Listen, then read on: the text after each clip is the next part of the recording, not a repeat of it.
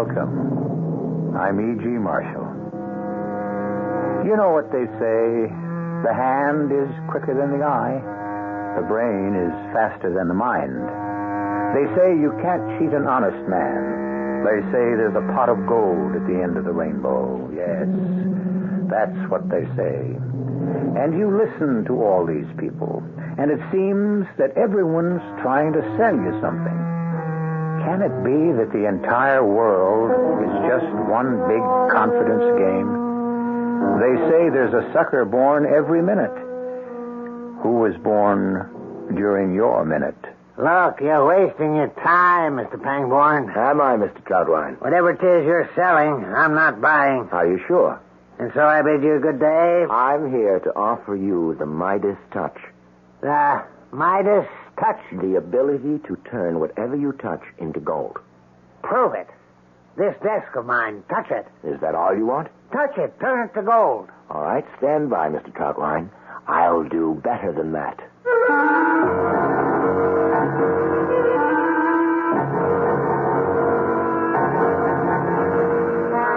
Our mystery drama, The Midas Touch, was written especially for the Mystery Theater by Sam Dann and stars Bobby Morse. It is sponsored in part by Anheuser-Busch Incorporated, Brewers of Budweiser, and Contact, the 12-hour cold capsule. I'll be back shortly with Act One.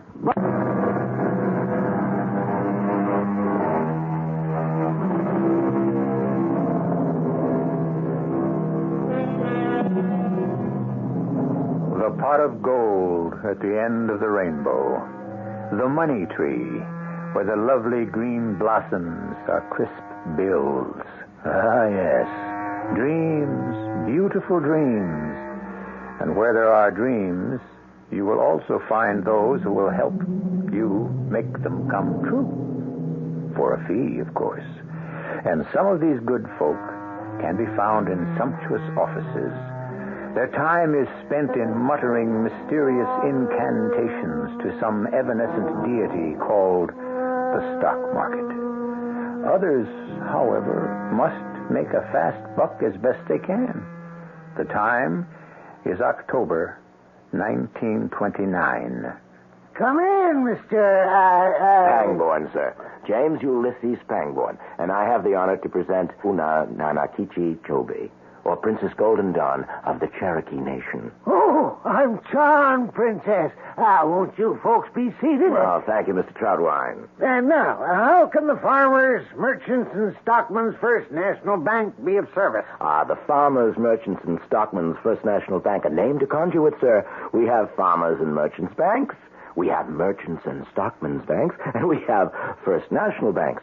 But Farmers and Merchants and Stockmen's First National Bank under one roof. This is truly astounding. We try to be innovative here in Madison Corner. Oh, I must tell this to the princess.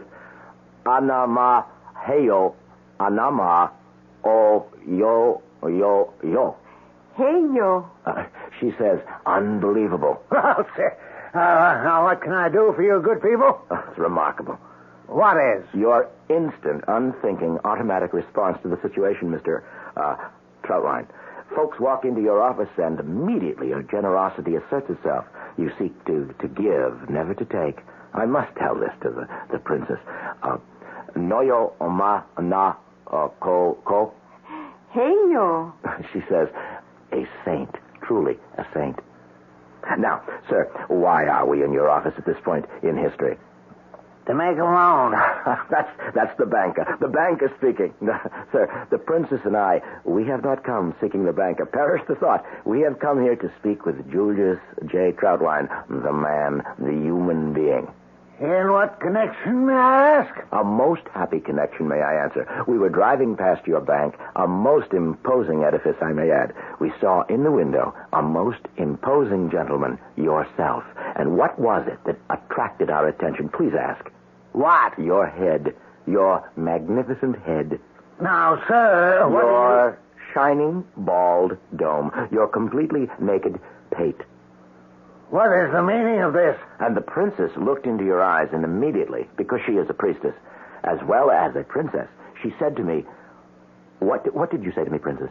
Hey, yo. Which means, how sad and how tragic is the look on that man's face. Sir, I must ask you and the lady to leave this office. And the princess said to me, we must help this man. I shall call the guard and have you removed. Yes, do that. And what shall you prove? That once again, ignorance has prevailed. Fear has been victorious. And Colonel Daggerblade will still have you on the hip. What do you know about Colonel Daggerblade? A fair question. Sir, I am a stranger in your gem of a town, but I see that there are two banks. Yours, the Farmers, Merchants, and Stockmen's First National, and the City, County, and State Federal. Colonel Menelaus Daggerblade, president. Am I correct? What are you driving at? Yes. Colonel Daggerblade has a head of long, luxurious white hair, sweeping back from a widow's peak and cascading, if I may use that term, almost to his shoulders. Now, do I describe the man? I don't see what this is all about. Well, why do you lie to yourself? Colonel Daggerblade is the pebble in your shoe, the bone in your throat. I'll have you know the Colonel is my friend. And Cain was Abel's brother. And that white hair will one day close your bank and drive you out of business. That's a lie. That white hair gives him the look of everyone's kindly old grandfather, or what everyone wanted his kindly old grandfather to look like. Is that not true, Princess? Hey, yo. Yes. You see, your shiny, bald, and gleaming skull... Enough. A bald, fat man does not inspire confidence.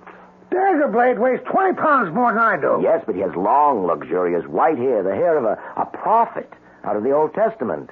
And I'm bald. I've been bald half my life. Did you ever hear of a bald-headed Indian? What would I know about Indians? You ever seen a picture of a bald-headed Indian? I mean, you take Sitting Bull and Geronimo and all that crowd, well? Well, I can't say that I have. Well, now we're getting someplace. Where? Well, why? I mean, how do they manage to keep their hair? Why, I don't know. Well, hair's very important to an Indian. That's why they would scalp their enemies. Do you understand? No. It's a fact that whatever you got in quantity automatically gets to multiply itself. I mean, that's the law of mathematics. It's known as the self-perpetuation of the quantitative quantum theory. Now, look how it works in your bank. On the window, it says you pay 2% interest, doesn't it? And there isn't a bank in the county that pays more. Therefore, if I was to leave $100 in your bank at the end of the year, I'd have $102, wouldn't I? Correct. Now, what happened? Money went to money. That's all, and hair goes to hair.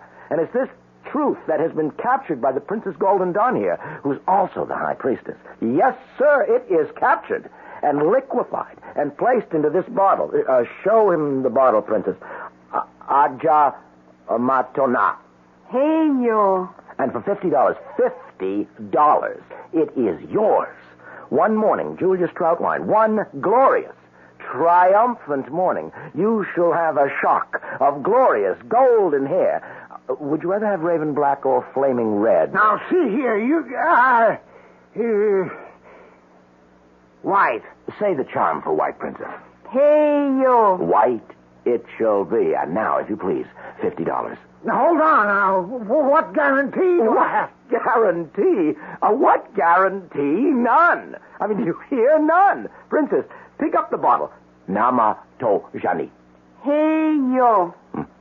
In parting, may I say, on a crisp spring morning in the year 1800, a man named Robert Fulton walked into a bank at the foot of Wall Street in New York City, and he said, I need money to build a ship called the Clermont that will be propelled by steam. And the banker, who was probably a bald-headed, said to him, what guarantee? Come, Princess. Hey, yo. Say goodbye to this bald-headed man of limited faith and tiny vision. Hey, yo. Yes. Good day to you, sir. Yeah, hold on. Not so fast. If this stuff is as good as you say it is, why don't we get together and put it on the market? Put it on the market? We can make a fortune. Oh, impossible. Why? Well, this is the elixir. The famous but secret elixir of the High Priestess of the Cherokee Nation. Can you imagine how that would look in the ad? Yes, but the secret magical formula was not revealed to her in order to make her rich. No? No. She has been commanded to bestow the gift only upon those who are worthy, only upon those whose hearts are pure. It's so written on the label. Oh. Yeah. So the money she receives, it's only calculated to pay her expenses. Well, I tried everything else so far. Let me go over to the teller and borrow $50. Excuse me? Oh, Jimmy, how do you always manage to do it? Oh, he can't hear. Oh, Jimmy, you're wonderful. I know. But can it really grow hair on a bald man's head? Sure. Oh, Jimmy, you're marvelous. The chump returns. Well, Mr. Pangborn, here you are. $50 in brand new bills. Count it. Your word, sir. Your word, sir, is sufficient for me, just as my word is sufficient for you. And now, sir, since I perceive you to be a very busy man, the princess and I will take our leave. Say goodbye to Mr. Troutwine, princess. Hey, yo. And, hey, you to you, too.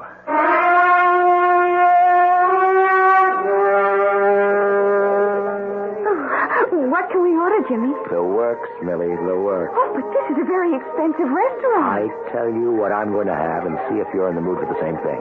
I think we'll start with a shrimp cocktail, then the onion soup, the salad with the French dressing, the sirloin steak with baked potato, corn on the cob, mixed green vegetables, the apple pie a la mode, and coffee. But, Jimmy, that costs $1.50. Hang the expense, Millie. You only live once. Excuse me, sir and madam. Are you Mr. James Ulysses Pangborn? Yes, I have that honor, sir. Who am I addressing? Albemarle Fredericks, Esquire. Ah, yes. Well, what can I do for you? You and this young lady, who I believe is the Princess Golden Dawn, can come along with me. I beg your I pardon. happen to be the sheriff. Oh, the sheriff. Yes. Well, I'm glad to make your acquaintance, sir. We were about to have dinner. Would you join us? If we leave now, we can be just in time for supper at the county jail. I admit the food ain't quite as good, but you save $3. Especially since them $3 probably belongs to Julius Troutwine. Ah, yeah, enlightenment. Julius Troutwine. You see, it's to Julius' interest to help clamp down on flim-flam artists.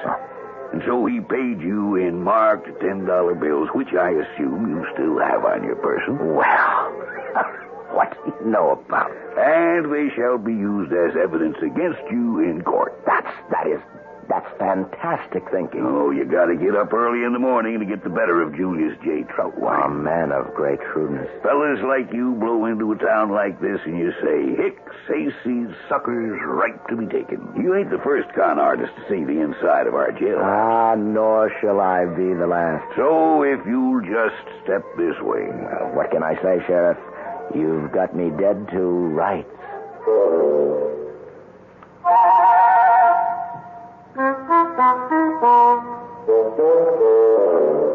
Indeed, what can he say?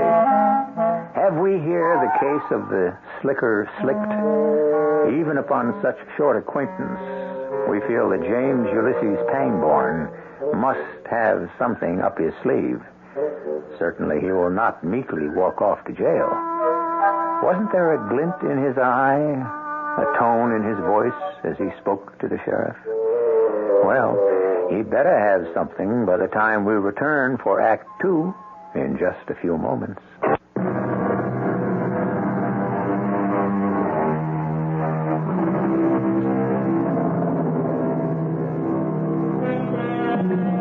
There is man, and there is money. And there are any number of schemes aimed towards separating a man from his money. Some are legal, and some are not. And sometimes the line between legal and illegal is rather wavery and hazy and indistinct, to say the least. In many cases, in the final analysis, it all depends on who you are and what your game is. Style and grace also enter into it. Well, folks, let us be off. Hold it, Sheriff. Fredericks, is it? Albemarle Fredericks, Esquire, at your service. According to the rules of non-habeas corpus delicti, accused has the right to know the charges that are being brought against him. Yes, sir, Mr. Pangborn, you know your law. Anyone can see that. The charge, sir, is selling fake patent medicine. I see, yes. Are you a friend of Mr. Troutwine, the man who's pressing the charges? Mr. Pangborn, in this town, the sheriff is everybody's friend. Yes. I'd like to help Mr. Troutwine out. That a fact. Yes. Princess Golden Dawn here is too tender-hearted to see Mr. Troutwine punished by the great spirits for doubting the efficacy of a high priestess. Isn't that true, Princess? Hey, yo. She ain't got much of a vocabulary, has she, Mr. Pangborn? She's a lady of few words, but each one is well chosen. Now, we should like to stop off at Mr. Troutwine's and give him an opportunity to drop the charges. Well, that ain't likely. Are you a betting man, Sheriff? I've got $50 that says Mr. Troutwine will drop all the charges 10 minutes after we talk to him. Well, it's a free country, Mr. Pangborn. You want to lose $50. It's your constitutional right. Ain't that the truth, Princess? Hey, yo.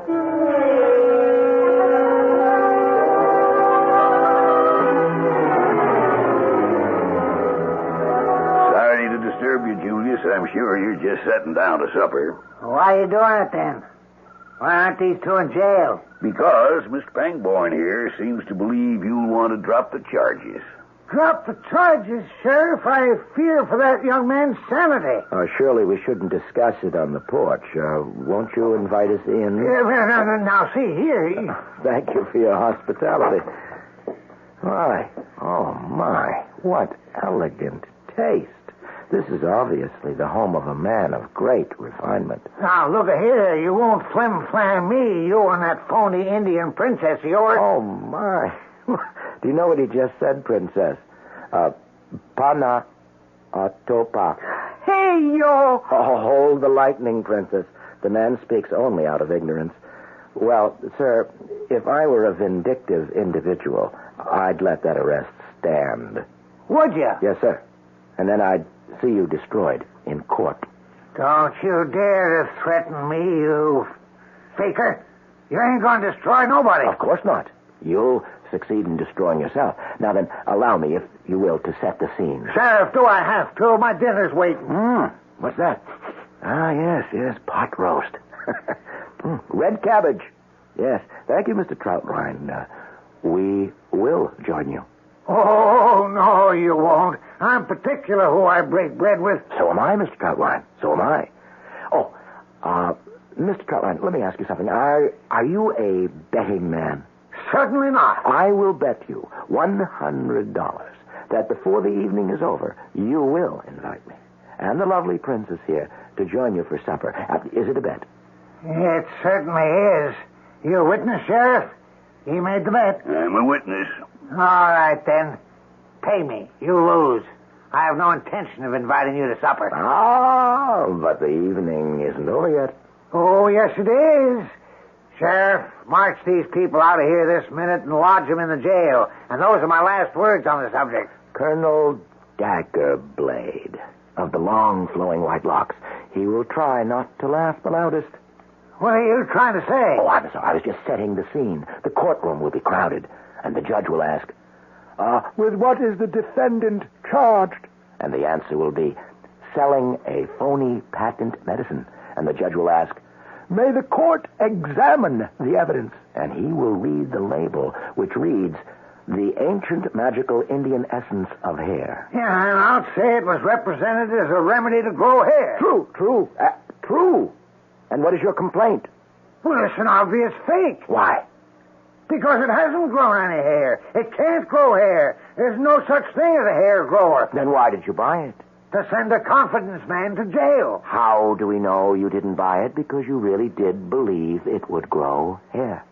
I can prove I bought it so I could send one of your ilk to jail. How? Those $5 $10 bills I gave you. Sheriff, make him produce those bills. You got those bills, Mr. Pangborn? These bills, Sheriff? Those are the bills, those crisp and brand new $10 bills. I marked each and every one of them with the letter J.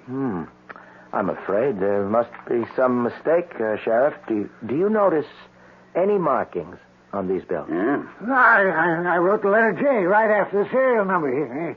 Well, I'm afraid there ain't nothing written on here, Julius.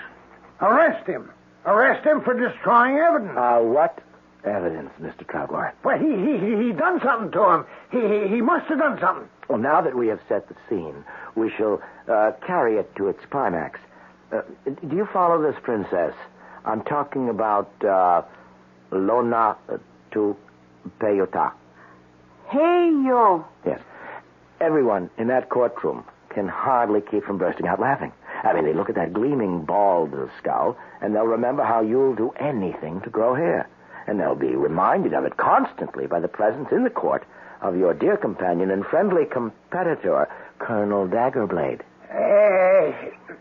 Sheriff, upon second consideration... With his long, luxuriant white locks, which he shall keep brushing out of his eyes from time to time. I'll drop the charges. You can't drop those charges. I got a $50 bass. Well, I brought him up. I got a right to drop him. You can't drop the charges.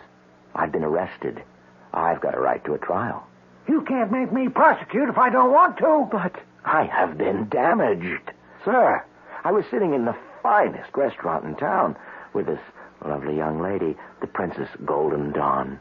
The sheriff comes marching in and escorts us out in front of 50 witnesses. I mean, how does that look? I mean, what does that do to our reputations? Oh, well, I can sue you for damages. And this entire matter will now have to be opened up and dragged through the courts. I admit I made a mistake. He's got you over a barrel, Julius. But to show you I'm not a vindictive man, I'm willing to forget the whole thing. Oh, that's very generous of you, Mr. Pangborn. The princess and I did miss our supper, though. That pot roast. Oh, smells mighty good. Why don't you and the princess have supper here with me? Pay me my $100. You just lost a bet. Why, you... Say thank you to the gentleman, Princess. Hey, yo. Yeah.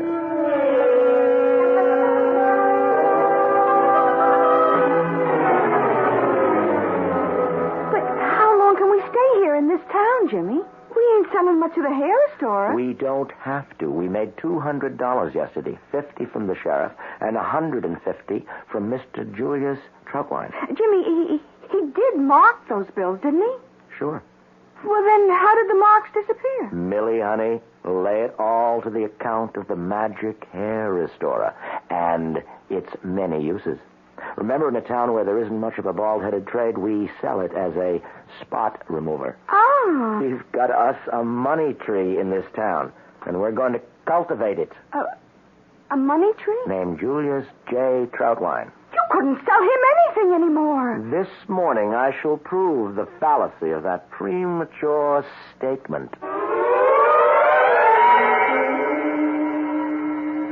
No, sir.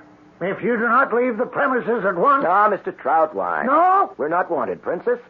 Say goodbye to Mr. Troutwine. Hey, yo. Yes. Good day, sir. I give you 6 more months. No. We won't even start. Leave. And then Colonel Daggerblade shall close you up. You cannot, you will not, you must not goad me. Leave. A pity. And I've just found a way to checkmate Colonel Daggerblade. I'm not listening, do you understand? I'm not listening. Yes, finally. The foolproof method. Leave. Yes, let Daggerblade glory in his flowing white locks. You may have a bare head, but you will have, the Midas touch. Leave. Very well. Since you refuse the Midas touch, I know I can sell it to Colonel Daggerblade. Then, of course, he shall be invincible. Come, Princess. Good day to you, sir. Good day and good riddance. You shall never see one more cent of my money. Good day. Good day again. Princess? Wait. What is the Midas touch? The Midas touch. Obviously a shady scheme to cheat you out of your hard-earned money. Yeah, I know that. But what is it? You are aware of this ancient king, Midas? Everything he touched turned to gold. Seems to me I did read about him. Yes, the touch. The Midas touch. It can be achieved. Are you standing there and saying that you can sell a man the power to touch something and it'll turn to gold? In a word, yes. Well, if that don't beat all. All right, go ahead. Demonstrate. Touch this desk. And if it turns to gold, I'll pay you whatever you ask. I don't have that power. Aha. And then how can you sell it? Do you know what is meant by the Midas touch? Well, you just said it. You touch a thing, it turns to gold. Now, don't back off. Here is this morning's copy of the Madison Corners Tribune. It is turned to the financial page. Is that true? Well, any fool can see that. On this page, we see the names of stocks. True? What are you driving at? What's the basic trouble with this page? Trouble? Mm-hmm. I don't see any trouble. What trouble are you talking about? This page represents what these stocks closed at yesterday. Does that information do you any good? Sure. It lets me know how the stocks perform. All right, now pay attention, Mr. Troutwine. This paper is dated Tuesday, October 23rd, 1929, is it not? Well, any fool can see that. Yes, but suppose it were dated October 24th. Well, how could it be dated October 24th? Just suppose. That'd be tomorrow. Obviously. And suppose it were there on your desk. But that paper won't come out till tomorrow. I know, of course, listen. But suppose, just suppose, you could see the stock market page. But it hasn't even been printed yet. True. Because it hasn't happened yet. Obviously. So how can it be on my desk? If you could see tomorrow's closing prices, today, this morning, and you could buy or sell accordingly. You're crazy. That would be, though, the Midas touch, wouldn't it? Yes. Yes. Well, it's for sale. The Midas touch, it's for sale. Would you like to have it?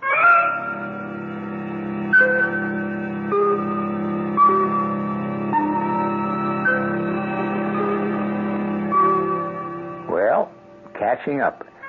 The last time Jim Pangborn sold Julius Troutwine a commodity, it was a remedy designed to grow hair on a bald head. Jim operates on the theory that if you can sell them once, you can sell them twice. But the Midas touch, doesn't that call for some tangible proof? Certainly, and we are now headed for the place where the acid test is always applied. The third act.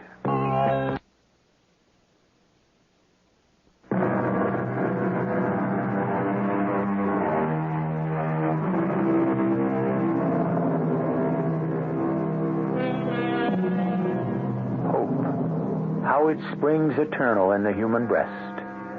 We know, how deeply we know, that you can't beat the game.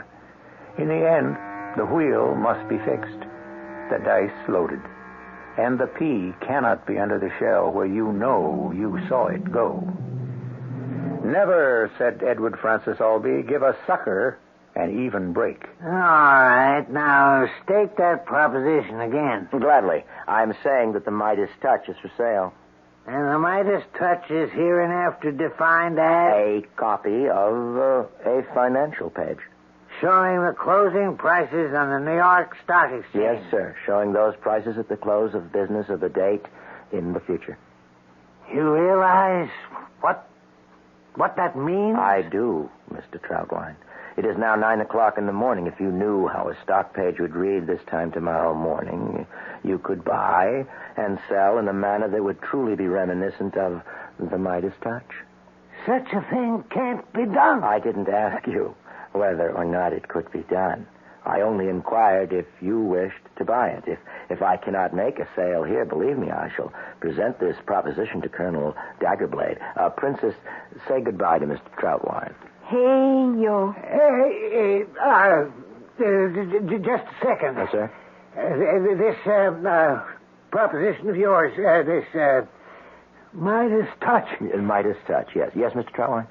But how can you prove... Oh, no, please. You are too, shall we say, nervous to become our client. Princess, we have knocked upon the wrong door. We had expected a knight errant. We have encountered a clerk. Good day, sir. Well, I'm just asking. I have a legitimate right to ask. You have no legitimate rights. Yours is but to give. Are you asking me to accept this all on faith? We are in danger, Princess. Well, I just want to know how it's going to work. I know where there is a printing press. A press that the princess has blessed.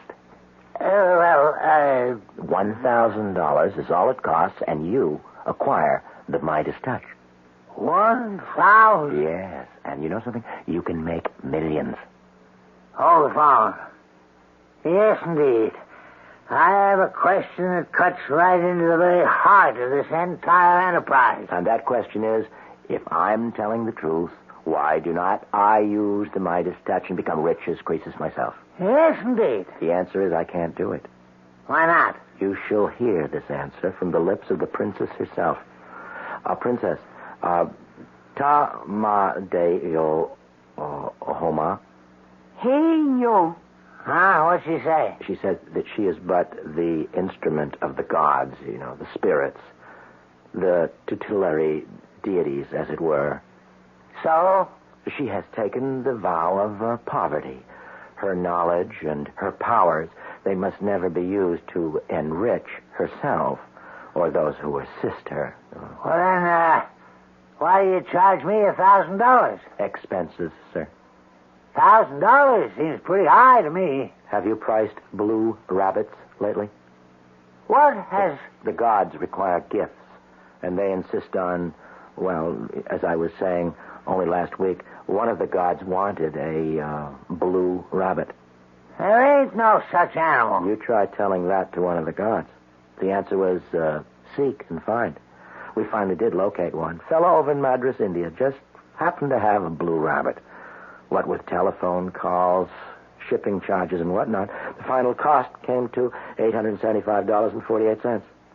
For a blue rabbit? The rabbit himself cost only 19 cents. $1,000? Payable in advance. In advance? Those, Mr. Troutwine, are the usual terms. In advance? The Midas touch. Yeah. All right. Now, how? The princess and I must repair to the magical printing press, and then the princess shall speak to the gods, and they shall, in their inscrutable way, see that this page, rolls off the press. Today's the 23rd. Yes, do you wish to have tomorrow's page? Market's been acting a little strange. Tell you what I want. Why don't you let me see the financial page for October 30th? October 30th. That'll let me know how she closed on the 29th. You consider it done. Be back here with your information tomorrow, and now I believe you owe the princess $1,000. Does that cover our sacred requirements, Princess? Hey, yo.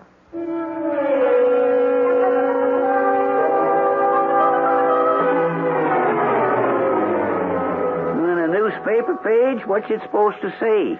I'll leave that to you, Inkwell. It's the financial page, the stock market closing prices. What for? Well, you see, Inkwell, I came here because you have a magic press. That's true, isn't it? Put it down as gospel. Well, your magic press can foresee and therefore print the prices for the 29th day of October in this year of 1929. Isn't that true? True as we're all standing here. Now, what do you want the page to say? What kind of figures? It doesn't matter. I'll just turn it loose then. Have fun.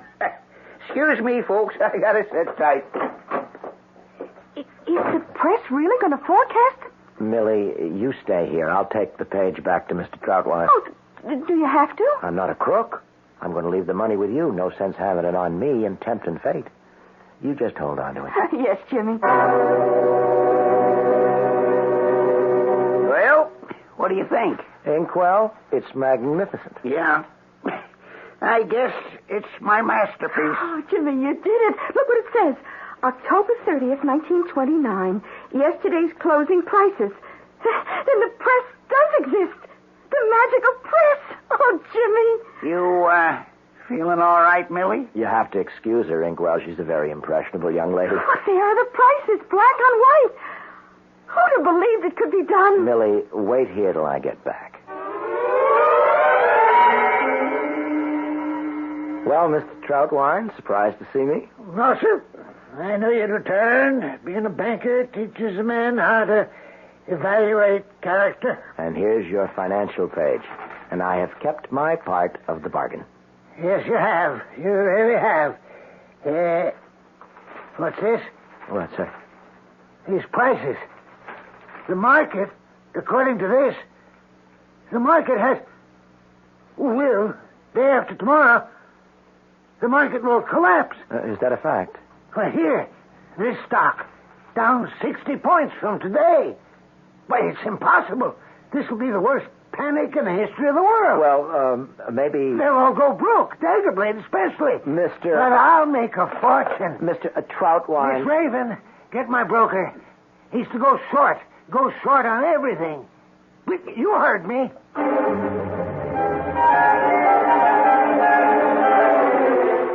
Hi, Millie, darling. Oh, Jim, you're back. Yes. Where's Inkwell? I have to pay him for his printing.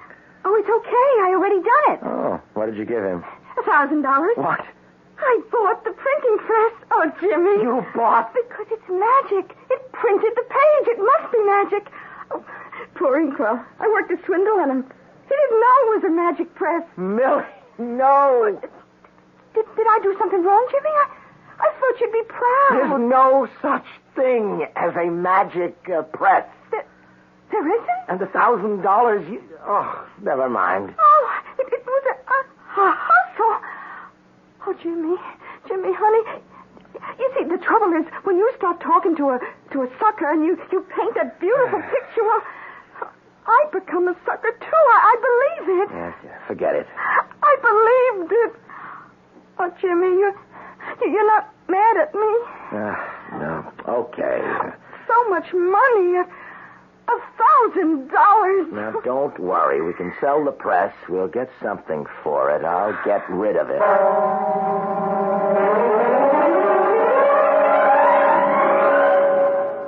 But, Mr. Flint, it's in excellent working order. It's 50 years old. It works by hand. But I'm a chump. You're looking at America's #1 sucker. I got a heart. It's made of mush. Here's $10. $10. You know why? I got a brother-in-law. He's got a metal refinery. I'll drop it off there on my way home, and he can melt it down for scrap. $10. Now, okay. Here's 15. Let's close the deal. Oh, Jimmy, you have to eat. I'm not hungry. It's all my fault. No. Oh, you're sweet, Jimmy, but it is. You see, I asked him to run off a copy of the page for me to keep. It looked so beautiful. Oh, Jimmy, I actually thought it was magic. I guess I'll always be a chump. Oh, now, Millie, baby, remember what the princess would say. Hey, yo. Okay, hon. Let's make things livelier, huh? Turn on the radio. We'll listen to music. How lovely. Let's dance. Ladies and gentlemen, we interrupt our music to bring you a special news advisory. Today, the 29th of October, 1929, was a day of unprecedented disaster in the stock market. Ladies and gentlemen, the bottom has literally fallen out of it. What? Millie, that page. Let me look at that page. For instance, Consolidated Notions has dropped 70 points in the last hour. It has now closed at 1.5. Oh, no. Here, on this page. Look, Consolidated 1.5. Amalgamated Chemicals down to 3. Amalgamated Chemicals, 3, right. Keystone is now $1 a share. It is. Millie, shut that off. Jimmy, what is it? These prices printed on this page 3 days ago. I mean, they are true. They're true. It was a magic printing press. I mean, it was. What was that? That man, Mr. Flint, who bought it yesterday. I have his number right here. 8067.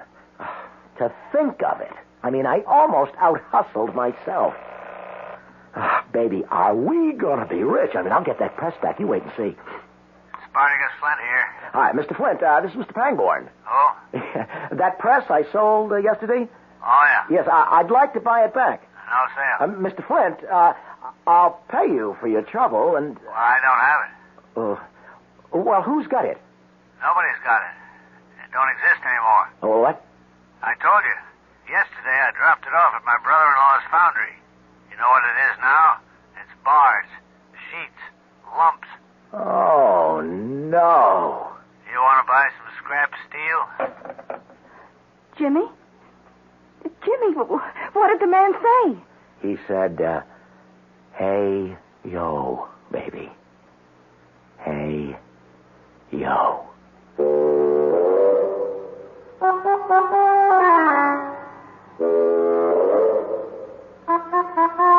Well, yes. Hey-yo. A word that can mean anything or everything. And what does it all prove? The biggest sucker is usually the smartest operator. Don't the psychiatrists tell us there is a bond between the cheaters and the cheated, and that role reversal often takes place? Well, even if psychiatrists don't tell us that, it certainly sounds reasonable. I'll be back soon with something else just as reasonable.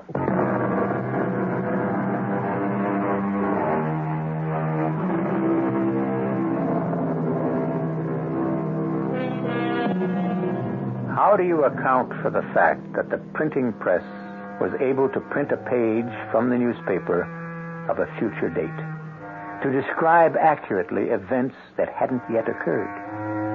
Well, what is the future? Who is to say that the future hasn't already happened and is merely waiting for us to catch up with it? And if it's out there, surely there must be a way to see it. Our cast included Bobby Morse, Bryna Raeburn, Robert Dryden, and Jackson Beck. The entire production was under the direction of Hyman Brown. Radio Mystery Theater was sponsored in part by Buick Motor Division. This is E.G. Marshall inviting you to return to our Mystery Theater for another adventure in the macabre. Until next time, pleasant dreams. Tonight's WR Mystery Theater was brought to you in part by ShopRite Supermarket.